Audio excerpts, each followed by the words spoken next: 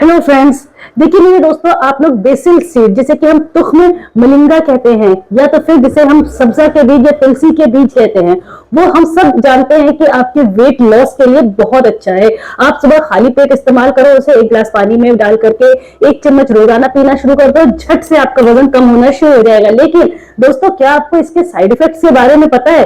तो आज मैं डॉक्टर शैला आपको बताऊंगी तुख्म मलिंगा यानी कि सब्जा के बीज, तुलसी के बीज या बेसिल सीड्स के क्या साइड इफेक्ट्स हैं, वो किन लोगों के लिए बिल्कुल मना है। अगर आप इन बीमारियों से या इन परेशानियों से जूझ रहे हैं तो बिल्कुल भी सब्जा के बीज इस्तेमाल मत करिए, कुछ दिन के लिए उसको रोक दीजिए। उसके बाद जब आपकी ट्रीटमेंट पूरी हो जाए उसके बाद आप अगेन लेना शुरू कर सकते हैं। तो दोस्तों, वीडियो शुरू करते हैं।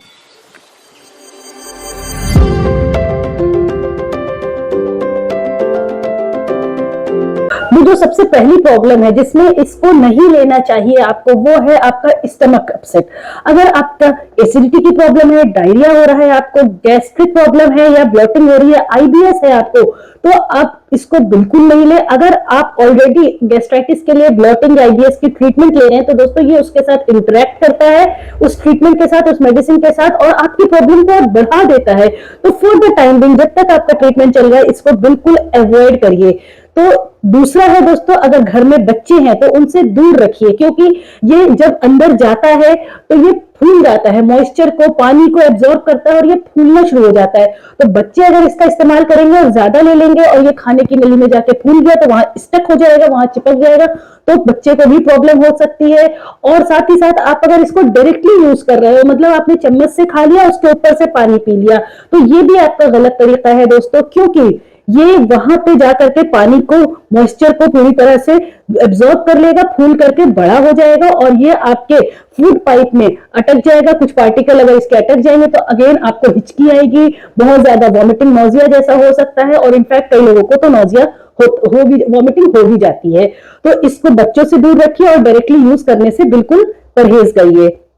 तीसरा है दोस्तों, अगर प्रेग्नेंट लेडीज है, देखिए दोस्तों, प्रेगनेंसी में वैसे ही डायरिया और नोजिया वॉमिटिंग होती है, तो इसको अगर आप इस्तेमाल कर रहे हैं तो इसके यूज की वजह से दोस्तों वॉमिटिंग और डायरिया बढ़ सकता है। तो बच्चे की ग्रोथ पे असर होगा और मदर के भी जनरल कंडीशंस को ये खराब कर सकता है, क्योंकि इतनी ज्यादा वॉमिटिंग या इतना ज्यादा डायरिया आपको बहुत ज्यादा वीक कर देगा और आपको घबराहट, बेचैनी होना शुरू हो जाएगी। तो जब तक आप प्रेगनेंसी एंजॉय कर रहे हो वो टाइम पीरियड आप बिल्कुल बेसिल सीड्स नहीं लेंगे।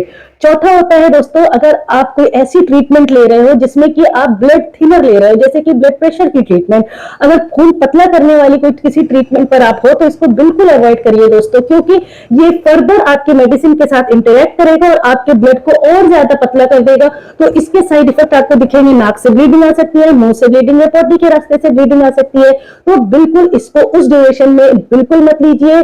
और साथ ही साथ जब आपका ट्रीटमेंट हो जाए, अच्छी तरह से आप बिल्कुल हेल्दी, फिट एंड फाइन हो जाओ, तो आप इसको ले सकते हो। अब पांचवा है दोस्तों, अगर आप ऑलरेडी डायबिटीज की ट्रीटमेंट ले रहे हो, तो क्योंकि आप डायबिटीज का ट्रीटमेंट ले रहे हो, बीइंग अ डायबिटिक पेशेंट, आपकी ब्लड शुगर को मेंटेन करने के लिए, नॉर्मल रखने के लिए आप ट्रीटमेंट ले रहे हो।